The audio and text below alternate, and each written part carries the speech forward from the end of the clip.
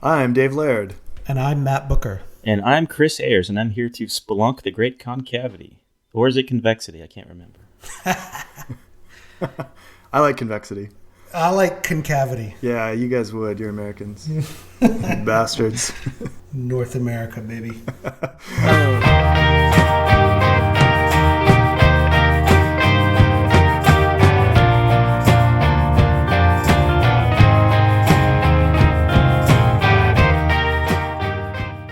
Awesome. Well, welcome everybody to The Great Concavity, and we are joined tonight by our very fourth guest, Chris Ayers, who is a visual artist out of the United States. So we're continuing on with that theme. Chris, welcome to the show. Thanks. Good to be here. Awesome, man. So, Chris, for listeners out there who may not have heard of you or seen your work before, tell us a bit about what you've done with Infinite Jest, because you've done some really cool stuff worth talking about. Okay, yeah. So I first read Infinite Jest in 2011 in the spring. So my relationship with the book doesn't go as far back as you guys. But I think the best thing an artist can ask for is inspiration, and I totally got it from that book. And I was about 90% of the way through the book, and I just hit on this idea of first illustrating all the film posters from Incandenz's filmography. Mm-hmm. It started there, and then it kind of ballooned out into just illustrating all these other aspects from the world, like Whataburger tennis poster, and that kind of stuff. Even the Onan seal, all these just really quirky and weird images that Wallace describes in Infinite Jest, and I just wanted to see it come to life. Yeah. And the Onan logo, actually, my wife bought me the coffee mug of that a couple years ago, so I drink coffee out of your mug like on a semi-regular basis. That's great. Awesome. So thank you for that. You probably put $1 or $2 in my pocket with that. That's nice. Yeah, that's awesome. So where is your work posted at? Where can people find it, Chris? So maybe if you're listening right now, you can just Google it right now, and then you can follow along as you're listening. So it's pooryorkentertainment.tumblr.com. If you just Google Poor York Entertainment, you'll probably find it. Yes. I also have an Instagram page with a lot of that work also posted on there. Yeah, awesome. So you were at the second annual David Foster Wallace Conference in Bloomington Normal, Illinois this year, and you gave a presentation of the movie posters. You want to talk a little bit about that? Yeah, that was a lot of fun. Yeah. I didn't know what to expect out of the conference, for one thing. I know it's a little bit about the same size as it was last year. So they put me on the lunchtime speaking slot. I didn't know if that was going to be good or bad, if people were going to be preoccupied with their food, not paying attention. I didn't realize how big of an audience it was going to be. I anticipated presenting to 20 or 30 people, and it seemed to be almost everyone who was in attendance there. But I just put on the work up on the big screen there and kind of talked my way through it. Yeah, it was a lot of fun. Also, one thing they don't tell you when you're presenting at lunchtime, you have to decide whether or not you're going to eat before you present, which I decided to do that. And about 10 seconds before I was called up there, I was like, I think I might need to go to the bathroom and vomit. But I didn't. I'm very proud that I didn't. Yeah. I had an audience of I think around 30 for my presentation, but you had, because there was 3 or 4 different sessions, and so people had to choose which one they went to, but you had everybody, so that must have been extra nerve-wracking. Oh yeah, I didn't realize that going into it. This is just a complete aside, but I found on the back, reading the back of the program, it says featured speaker Chris Ayers. I'm like, no one told me that before I showed up. That's awesome. So anyhow, I just I'm not going to rehash the whole presentation here, but talk about some of the pieces, I guess. But I will say this: when I started the project, I didn't know anybody else in my personal life, who had read Infinite Jest, and I ended up buying about 7 or 8 copies for friends because I just wanted somebody to talk about it with. And a couple of friends tried; they didn't. I think one of them made maybe page 300 or something.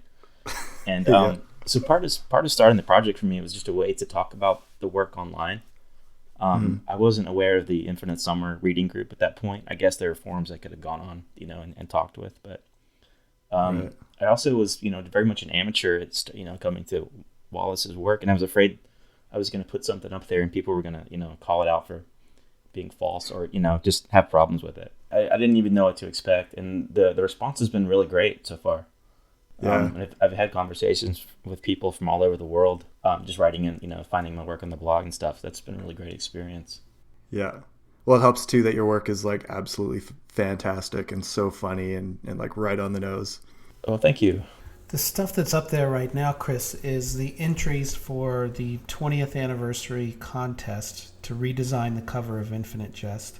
And you posted your own entry, and we just recently, I don't know, a week ago or so, found out what was the winning entry. But I want to step back and say, what was your reaction whenever you saw that they would be having a sort of fan art contest? Because that's like right in your wheelhouse, right? Like the fan art. And then they said, fan art contest for the cover of Infinite Jest. What was your reaction when they posted that? I have to admit, it's actually kind of strange to have a contest like that, to design a book cover, especially something for as high profile as Infinite Jest. And outside of our small little community of Wallace fans, it wasn't really promoted that much. Like I couldn't, if you Googled it, you couldn't find a whole lot about it. Right. I think I found an Entertainment Weekly article that somebody had posted on their website on a blog. So it was kind of strange. I definitely wanted to do it. I was sort of skeptical in a way because, book designer is a real job. I'm not a book designer.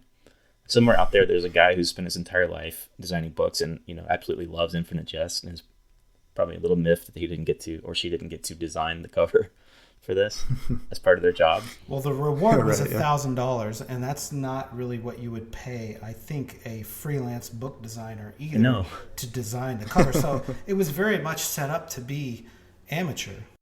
Yeah, well, here's in the design community, you kind of frown upon these crowdsourced contests in a way, right? Because they're soliciting work from, I don't know how many people submitted. I mean, I've seen about 10 or 12 submissions, but you're soliciting work from a lot of people, working for free, and only paying out $1,000 to one of those that you choose. So that's cheap labor. Yeah, it's a little ethically dubious just in the design community, that kind of. But I think they realized the fervor and of this fan base, right? Yeah, who would really want to do it. I mean, you had Corey Baldoff on your show a couple episodes ago, and she had posted or. Someone had written these rules about being a happy creative person. One of them was never enter a design contest, Yeah, right. But she still did it, and so did I. So, I've got Corey's design up on my blog too, and really loved it. Yeah, it's great. So all of the different covers that got entered into the contest, we got, like you said, maybe 10 or 12 to look at. And I was really interested in the way that some of them represented different angles in the book. Because, we've seen different fan covers in the past, and we've seen foreign book covers. Mm-hmm. And a lot of the ones that worked well were type treatments only, which fans don't often do. And then the ones that the fans did and turned into your blog, it seemed like there were just a really wide variety of them. Which ones of them really surprised you? So there was one that was just a complete typography solution, which was very interesting. Right. That was from Aggie Toppins. Right. That was a very interesting. Yeah, I really love it. It looked very modern, and sort of. Yeah, it's a cool one. Just type and some basic shapes. There was one from Matt Zuccaro. Let's see what this is. I don't even know what this is. It's Cantor's diagonal proof, it's just numbers. It's like a field of numbers. It looks kind of like a crossword puzzle. Yeah, and I was like, well, or word search. Right, and I'm sure that's some kind of math that I don't understand, but I was drawn to that. That was something I never would have thought of. I like that one a lot. Yeah, that's cool. It's very, very unusual, Mm-hmm.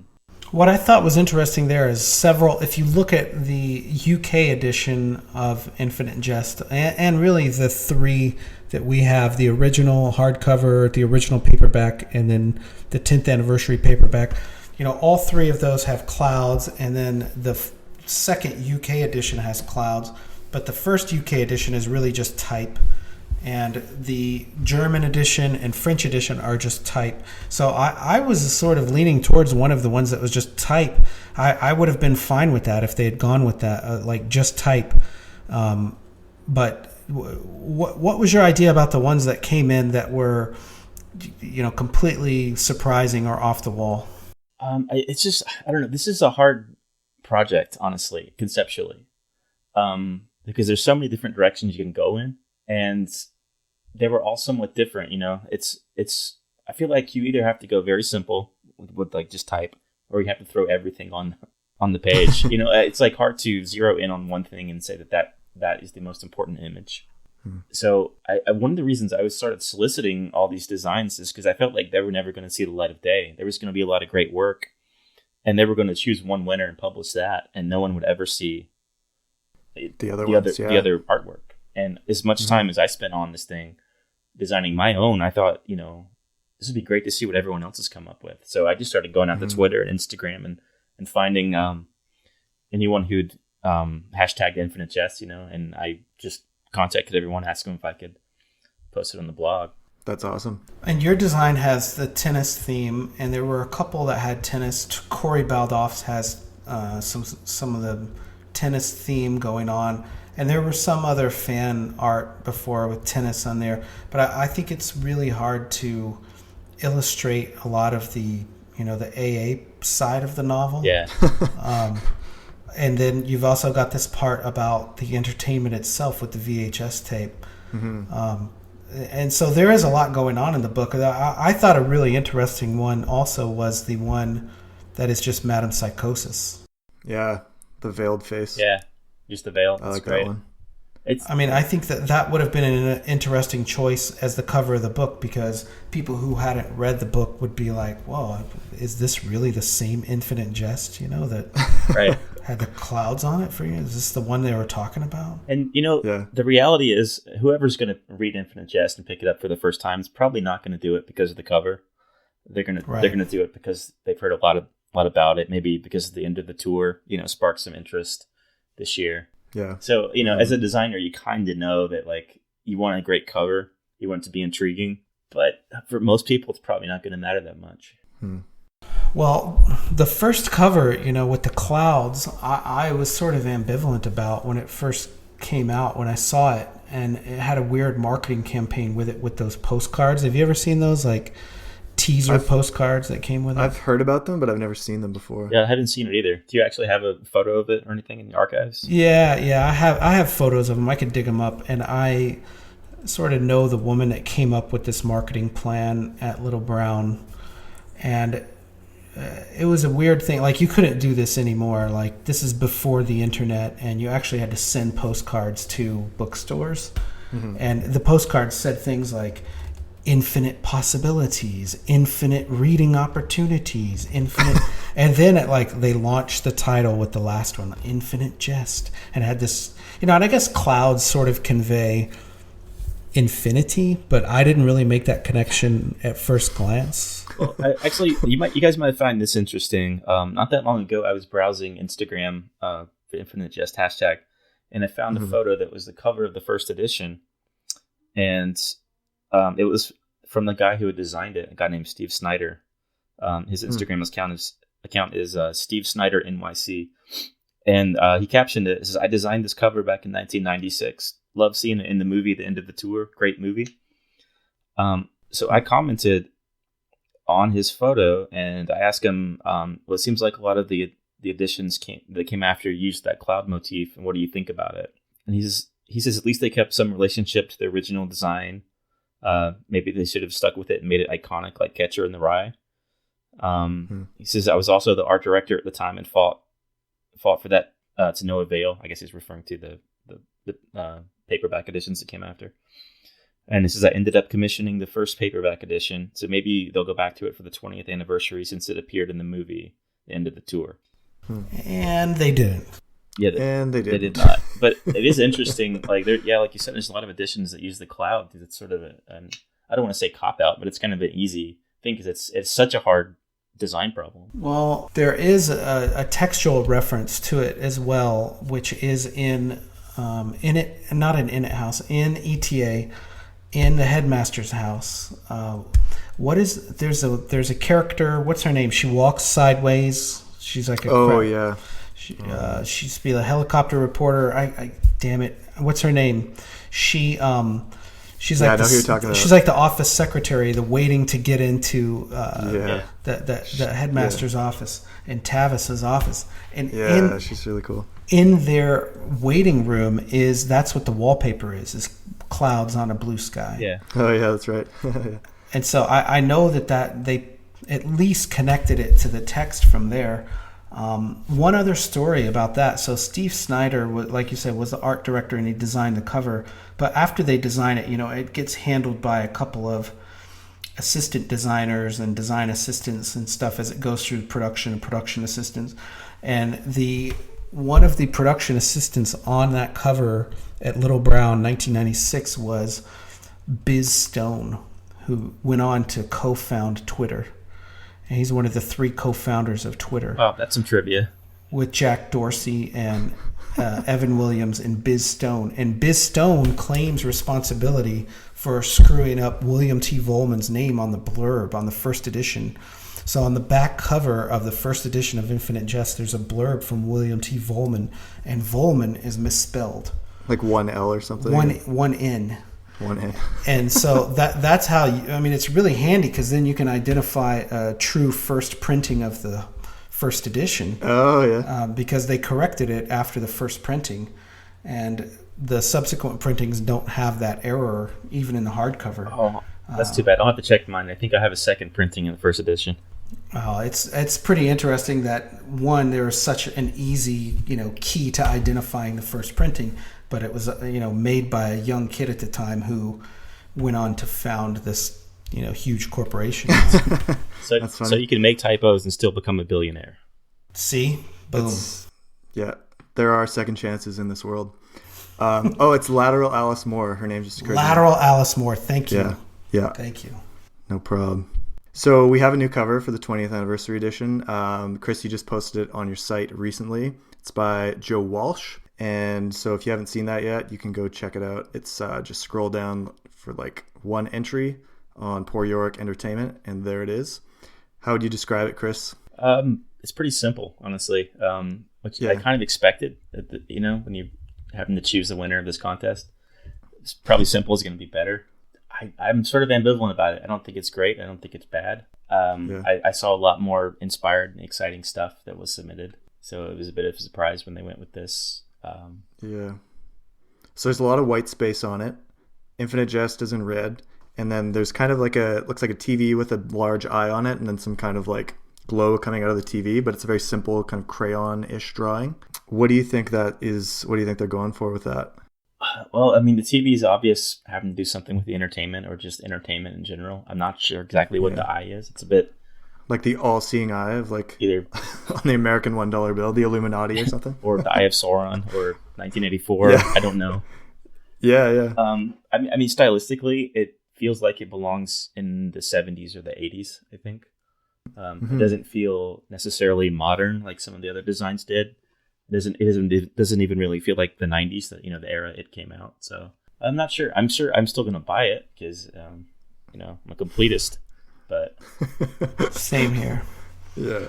One thing that struck me about it is that it's white, and like I say, the first UK edition was white, and the German edition is white. The French edition is white. The Portuguese Brazilian edition is mostly white, and the Pale King was white. And the DFW reader is white. Like this white trend, I see on my bookshelf as it sort of evolving from the blue of Infinite Jest and the blue sky towards this white, this kind of white theme. It would have been really striking in some way, if they had gone with like a bright green cover or a bright orange cover or something. But it's almost like someone earlier mentioned Catcher in the Rye, like. Steve Snyder maybe mentioned that, but the Catcher in the Rye thing, it's totally white, right? And so I think a lot of iconic books go for that, and I'm thinking multiple editions of Ulysses that are white with just text.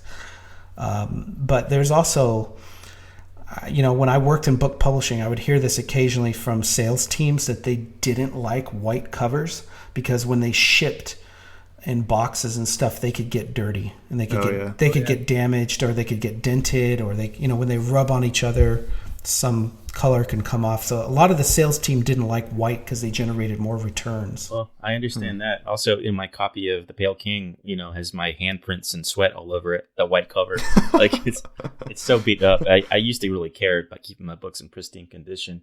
Now I don't care, but I do notice that is a bit of a problem. No, I actually bought a separate Pale King hardcover because the first one I got so beat up. I mean, it was like, when you read the New York Times in print and your hands are covered in that black ink, like the cover of it looked like I had been reading the New York Times. Yeah. So I got another one that I tried not to mess with as much and just left it alone. So that whatever's beyond completist, that's where I'm at now.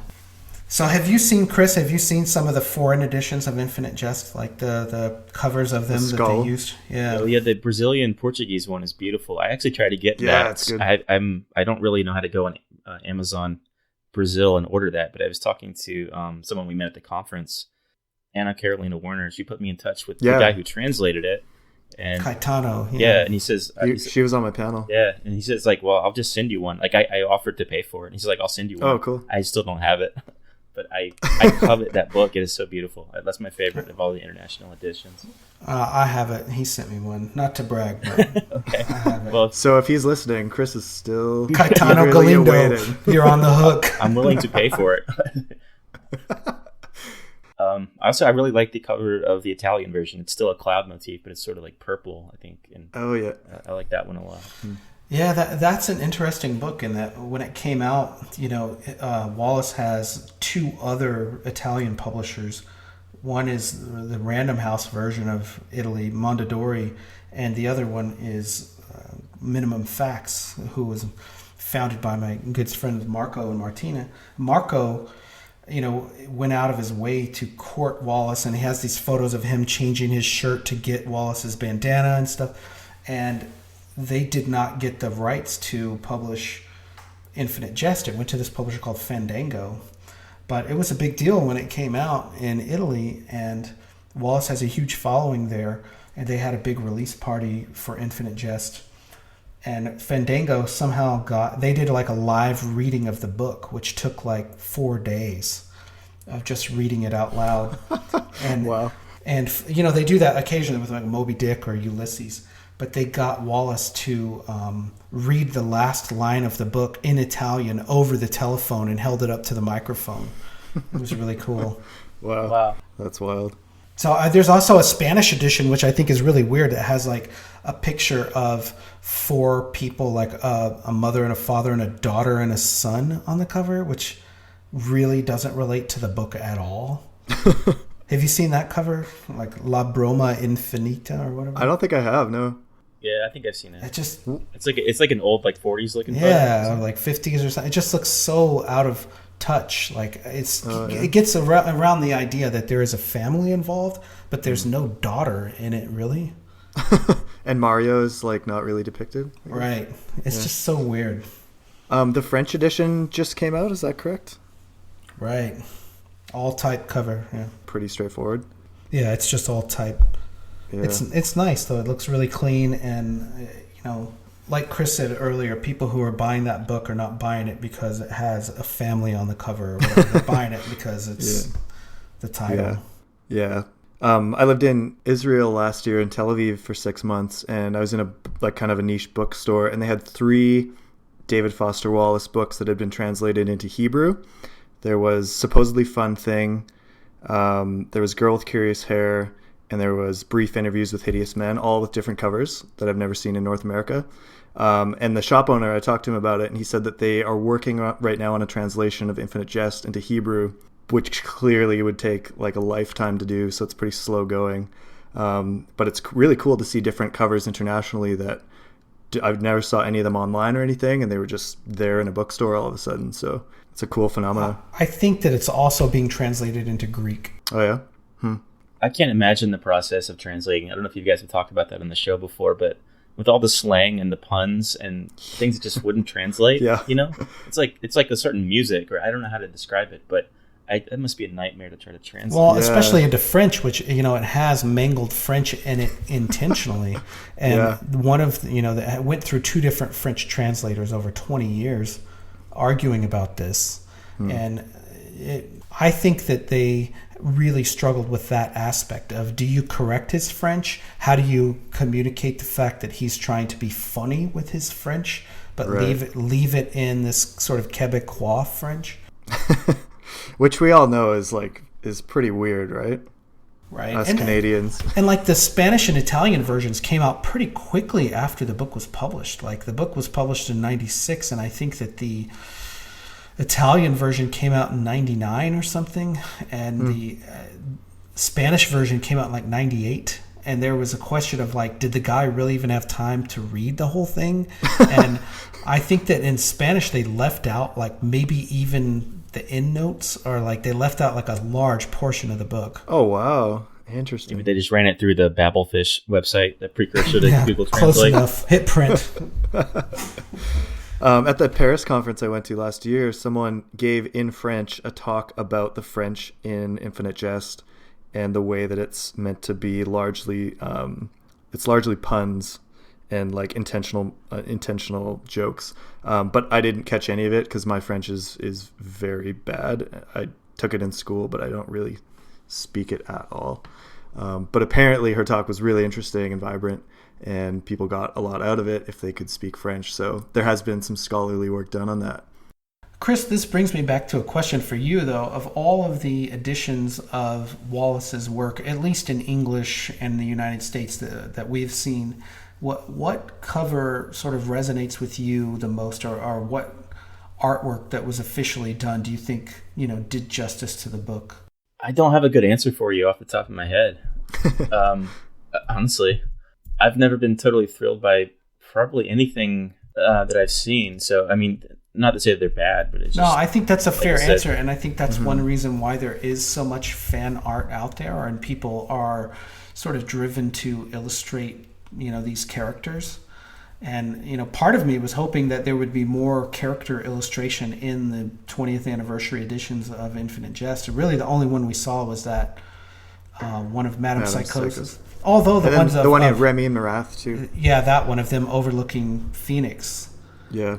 Hey, which brings us back to you're in Phoenix, right? And this a good deal of this book takes place in Phoenix. Oh, yeah. Yeah. I think in the first episode of your podcast, Dave used the term geographic posturing. There you go. To refer to the people at the Paris conference that had been to the Wallace Archives. Oh, yeah. I think I said geologic posturing, like layers of scholarship, kind of.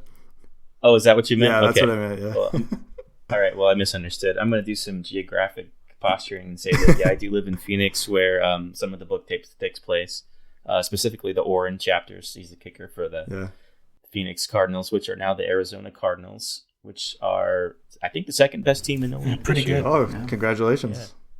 Yeah, I don't really follow, but but I've been told. Yeah. And yeah, I go down to Tucson 3 or 4 times a year. Where also, the Marath and Steepley conversation takes place up on that mountain, and I always kind of try to decide which of these mountains Wallace was envisioning that conversation to take place on. Oh yeah. Because that's my favorite, I think, visual image in my head from the novel. It's probably also one of my favorite pieces on my site that I did. Just those two in silhouette on top of the mountain above Tucson. So I guess Wallace did his post-grad work at U of A down there. Right, yeah. Yeah, and one time, one thing that I don't know if we've talked about Dave in the past is that he had a visiting lecturer there at one point was Edward Albee, who wrote Desert Solitaire and a Monkey Wrench Gang.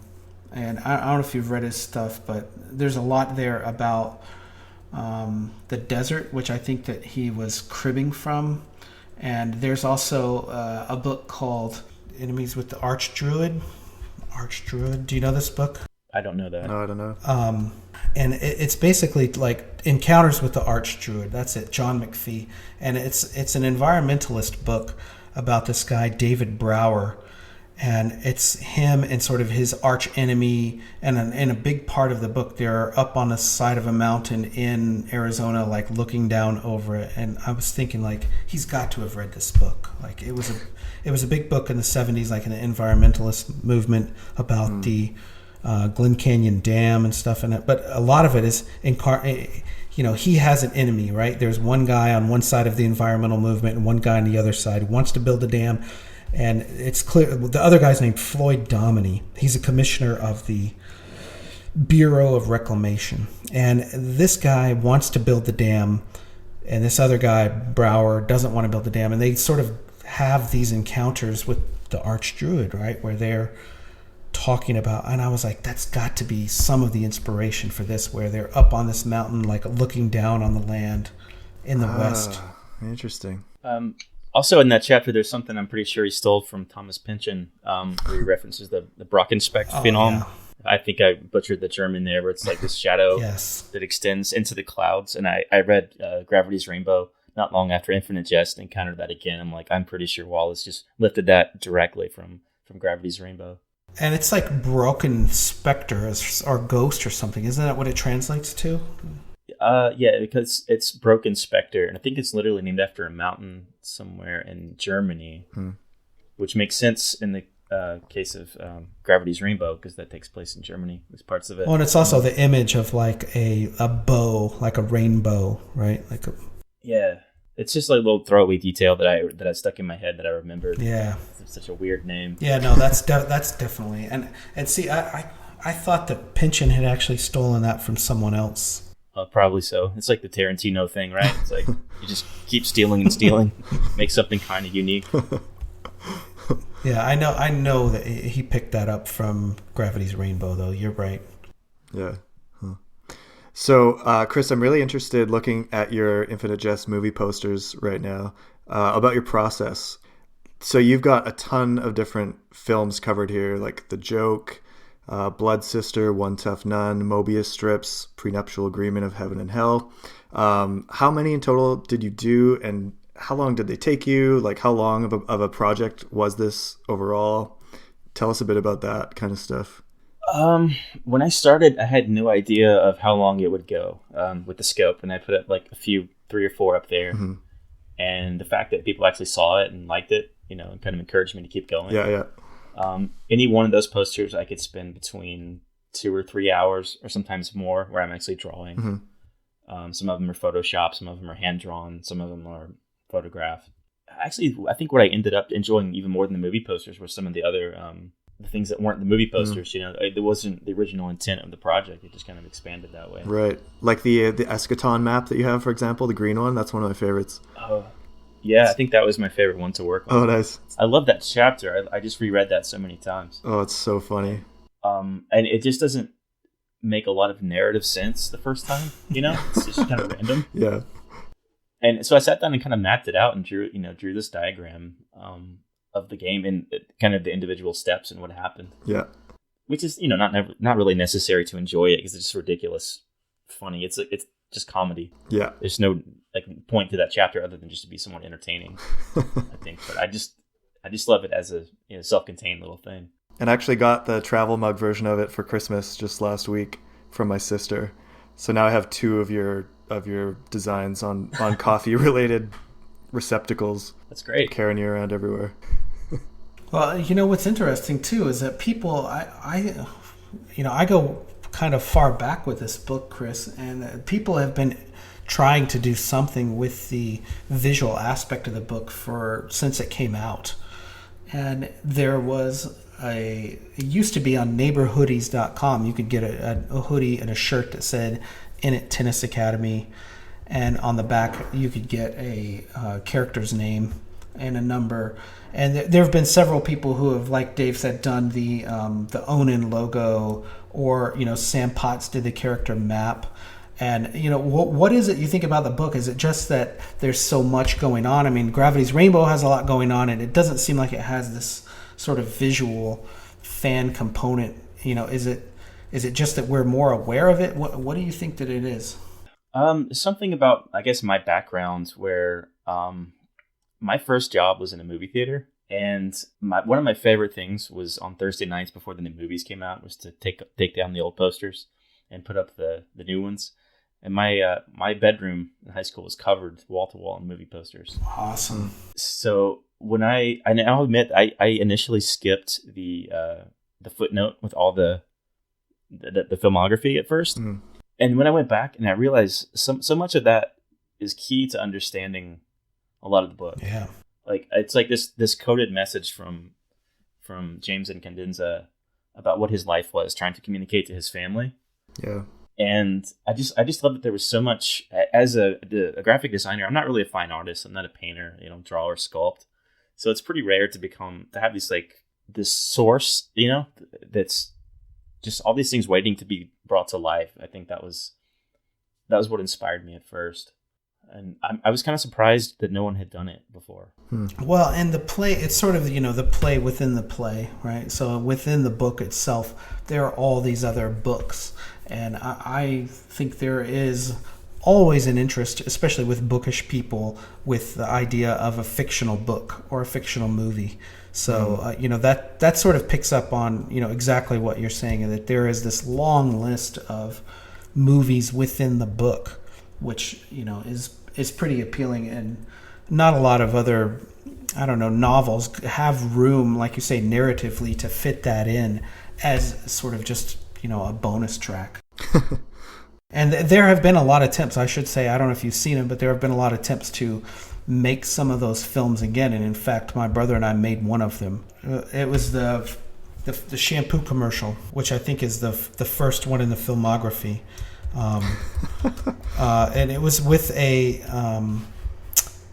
exhibition at the University of Virginia in 2011, and they opened it up sort of like a contest for people to make all the different films in the filmography. And then Columbia University also did one where you could see, the tea ceremony, and they did maybe a dozen selected films from the filmography.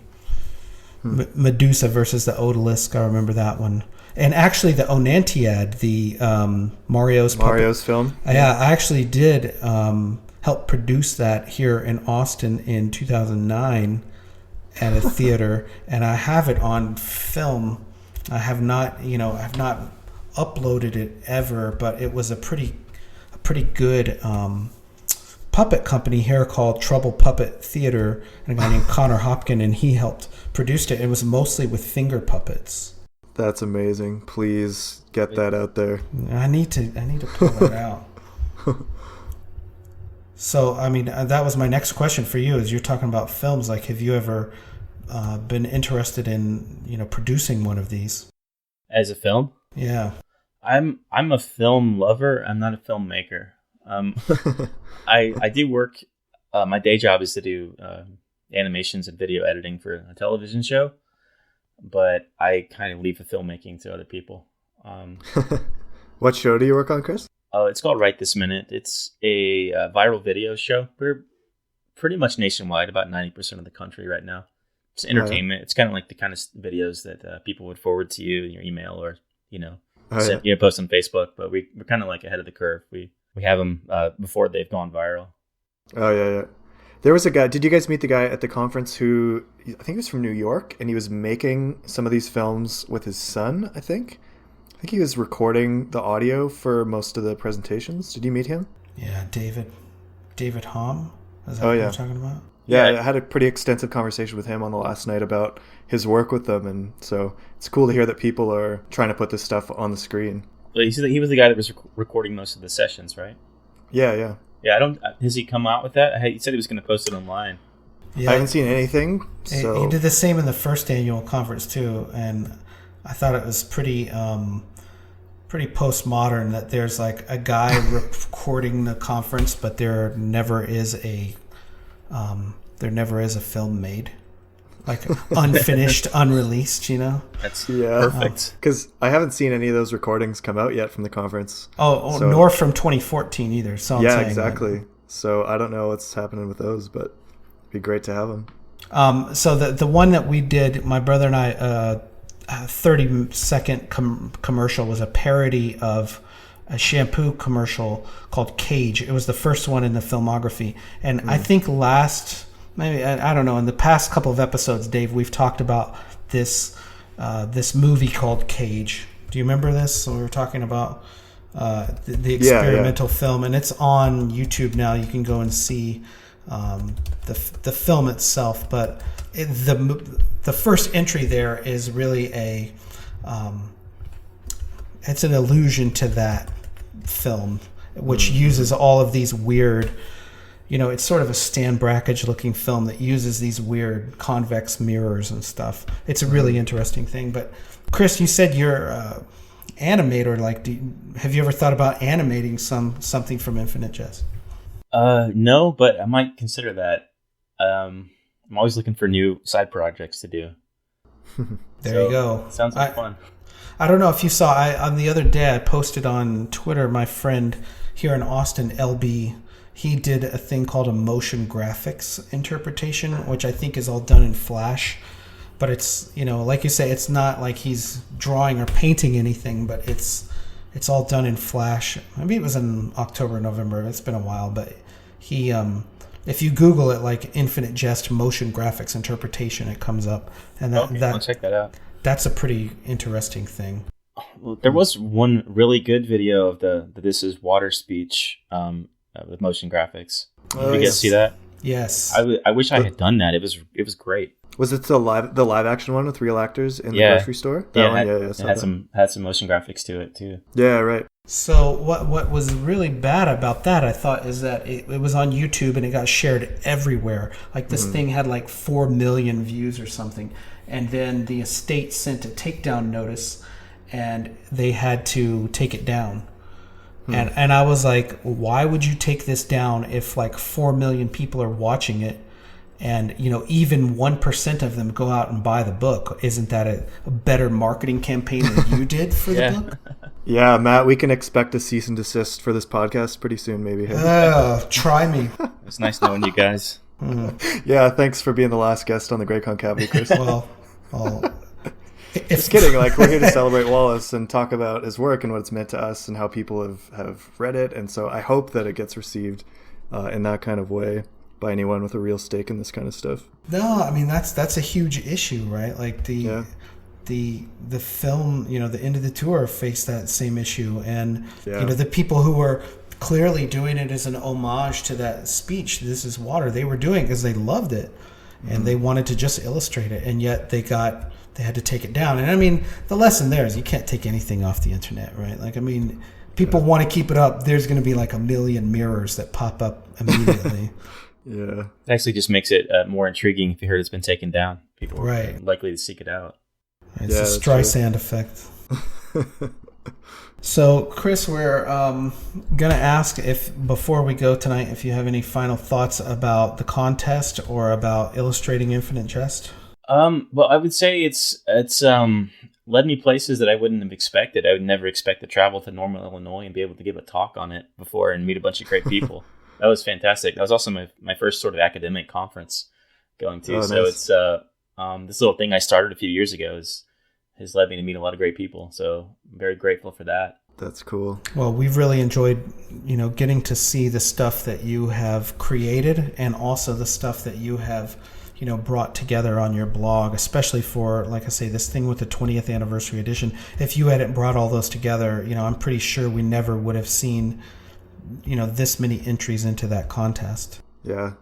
I was happy to be able to do that, and I feel like the blog has morphed into not so much my work anymore, but kind of soliciting work from other people and seeing what they're doing, which I really enjoy. That's very cool. The Wallace conference has also had you design both of the logos for 14 and 2015 as well. Yeah, that's right. Yeah that was so fun. You've done all kinds of cool stuff related to this. Yeah, I've carved out a very specific niche for myself. I designed David Foster Wallace stuff. Yeah. I also learned from you that Whataburger is actually a real chain of restaurants. Is it in Arizona? Dave. Or was that from you, Matt? Oh, of course it's in Arizona and Texas. Yeah, I don't know that. I'm Canadian. I'd never heard of Whataburger before I read this book. And I went for 5 years until I learned this last year that's actually a real thing. You're killing me, and my man. mind exploded. It's very old. I think they haven't really changed their style much since like the 50s. It's like In and Out kind of same kind of vibe. I actually really love Whataburger, and I can tell you, I could tell you the first one I think opened in 1951 in Corpus Christi, Texas. Oh wow! So it's founded it's a Texas chain, and people in Texas especially love Whataburger. Huh? You're a historian then. I will have to say, as someone who has tried a lot of different fast foods, it is probably the worst fast food I've ever had. Oh, you're so wrong, Chris. You're so wrong. You're so wrong, dude. I just can't. They have good breakfast. I used to get off at like 11 p.m. and they would start serving breakfast. There's one I can walk to from my house. It would take me 5 minutes to walk to, and I never go. I'm going to have to reevaluate our whole conversation now. So Matt will be receiving a check in the mail from Whataburger for his promotional, and Chris will be receiving a cease and desist letter pretty soon. I wish. If Whataburger is listening, please, I'll send you my address. They know me. No, it's a real place, Dave. And, what's funny is I've had people come here to Austin to visit the archive, and I've given them a tour of Austin, and a couple of them have, pointed out the window, "Oh, my God, there's a Whataburger." And I was like, "Yeah, so are you hungry or what?" And they're like, "No, it's a real place." And I was like, I just take it for granted, that it's not like just a made-up brand or something. Well, yeah, that's awesome. Wallace had a notoriously bad diet, and I can imagine him eating there quite a bit. Yeah. At least when he was here in Arizona. Oh, yeah, I bet. I just watched the end of the tour again for the second time last week with my wife, and she was, appalled by the scenes of them just in the 7-Eleven or whatever, just getting so much junk food and just ramming it down their throats. She's like, "Did he really eat like that?" And I was like, "Yeah, that's kind of the thing that he talks about a lot." She was kind of, taken aback by that a bit. Oh, there's 2 Whataburger references in the movie. Yeah, there's a thing on his fridge, right? On the side of the fridge. There's a fridge, and then there's a Post-it note at the end. That's when he sends Lipsky back the shoe, and he says, "Yours, I presume," and that's on a Whataburger Post-it note. Oh, I didn't catch that. That's cool. Speaking of people coming to the archive in Austin, Matt, we recently had a listener whose handle on Twitter is Madam Psychosis. She posted that she was going to the archive. Did you get a chance to connect with her at all? No, I didn't, but I leave it as a standing open invitation to, if you are coming to the archive, feel free to reach out to me on email or on Twitter, and I would love to meet up and chat with you when you're in Austin. That's great. Very cool. So, Chris, going forward, are there any plans you have for future projects that relate to Wallace, or things in the Wallace universe that you're excited about that are sort of coming up in 2016? Well, I'm currently working on an album cover. A guy, I think you guys know Brad Cheeseman. He's a Toronto jazz musician. He wrote a suite of songs. Yeah. He's going to release an EP here pretty soon based on Infinite Jest. So I'm working on right now with him. You and I had sort of suggested or batted around the idea of making an Eschaton board game, which seems a little bit crazy. Again, very niche audience, but it seems like it would be fun. Yeah, for sure. Wow, yeah, I'm big into board games, and so I got thinking about what would it be like to design a board game based on Eschaton, and then you'd done artwork for it, which I discovered at the conference you were that guy, and then so the wheels started turning for that, so that would be fun. Oh, I love it. Maybe one day. I love the idea. Maybe one day. Speaking of Brad Cheeseman, we were both in the Atlanta airport catching the flight to Normal. We'd both been redirected from Toronto, and we were both in the line, and we were next to each other in the line. And in this room of people, I kind of was eyeing him before and was like, I wonder if that guy's going to the Wallace conference. And I turned to him, looked at him when we were in the line, and I was like, this is maybe going to sound weird, but is there any chance you're going to the David Foster Wallace conference? He's like, yeah, I am. How'd you know? I was like, I just a hunch based on your appearance. Wow. And then so that was really funny, and we were both Canadians, so we had lots to talk about. I did not know that story. I know you guys were on the same flight. I didn't know you met like that. Yeah. Lots to talk about. Yeah, lots to talk about. Yeah, we sat right close to each other on the plane and talked a lot. It was great. So, Dave, before we sign off too, I want you to give a plug for Infinite Winter. Yeah. Okay. So we've recently been contacted by infinitewinter.org. This is a project coming up that's very similar to what happened a couple years ago with Infinite Summer. There is going to be a kind of community read of Infinite Jest that ranges from January 31st to May 2nd. And I think the plan is to read about 75 pages of Infinite Jest per week. And then there are going to be some guest bloggers who every day, one of the 6 or 7 guest bloggers will be writing about their impressions, reactions to that section of the book. And we've been asked at the Great Concavity to contribute to that. So I'll be writing a blog for that each week. And Matt, I think you will be writing a how-to guide at the outset of this project. Is that right? I'll be contributing a couple of different things, yeah. Yeah. Awesome. So we've kind of been in touch with them about that. And so if you've never read Infinite Jest but have always wanted to, or if you want to reread Infinite Jest, here's a great opportunity to do it with a community of other people, and then have lots of dialogue about it through message boards and other things, Twitter. If you want to check that out, go to infinitewinter.org, and they're also on Twitter at Ennet House is the handle for Infinite Winter, or if you just search Infinite Winter on Twitter, that'll come up and you can find out more information about that. So that starts on January 31st, coming up soon. So that's that. And any final thoughts from you guys about any of this stuff? 20th anniversary? I'm looking forward to seeing the book in print. I'm optimistic it'll look good in print. Yeah.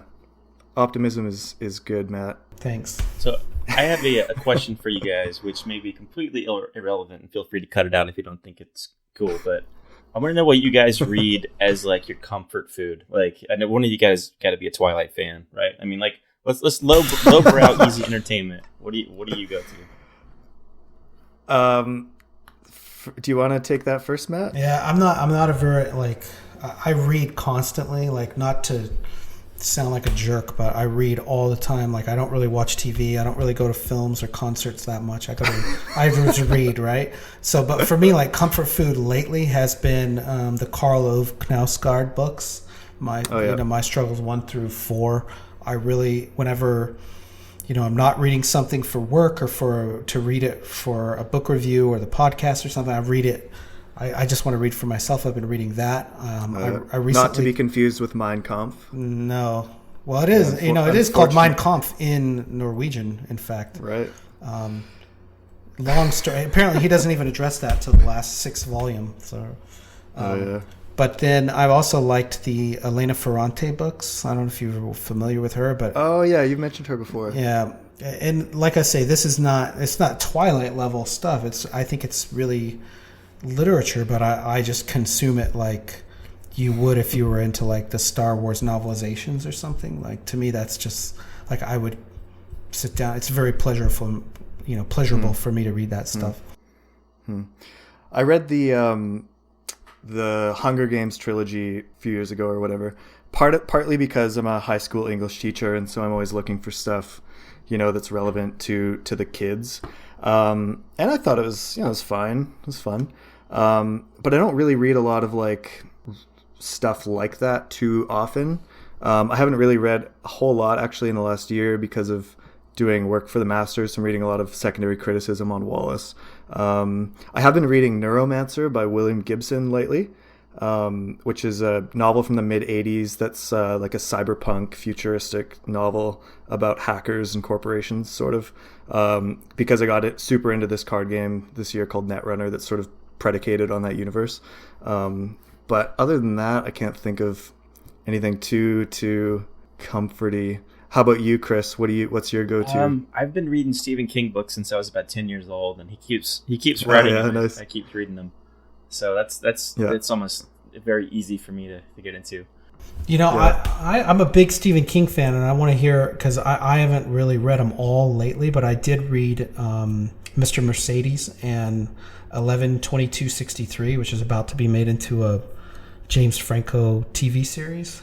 What did you think of those two? Mr. Mercedes was okay. That was very much kind of pulpy. It was okay. It's formulaic, right?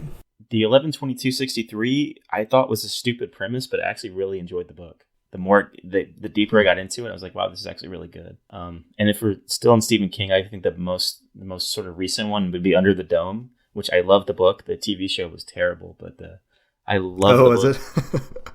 The book is huge, right? It's 12. Yeah, it's one of those things like It or The Stand, like he used to write. I really get deep into it. Yeah, I'll have to go back to Under the Dome. I picked it up and then I was like, shit, I just don't have time for this right now. I need to pick it back up when I have time. And Chris, you're a big Star Wars fan as well. Yeah, and I've actually unfortunately read a couple of Star Wars books this year that weren't that great. Yeah, I can't help it. That's a shame. Well, if you find a great one, like, let us know, because I would like to read it. One of it's really good. You know, I don't think every movie should be turned into a book, and I don't think every book should be turned into a movie. And I think sometimes. I think that's a fair assessment, Chris. It's been great chatting with both of you guys. I really enjoyed it. Yeah, Chris, thank you so much for coming on to The Great Concavity. We've really enjoyed your creative approaches to Infinite Jest over the last few years, and are really excited to see where you go with it in the future. So thanks again so much for coming on. Yeah, thanks for having me. Anytime. Finally, our sort of housekeeping stuff. Our podcast icon is by Robin O'Neill. Our music is Instant Disassembly by the band Parquet Courts. And if you want to get in touch with us on social media, we are on Twitter @ConcavityShow, as well as on Instagram. If you'd like to send us an email, we are concavityshow@gmail.com.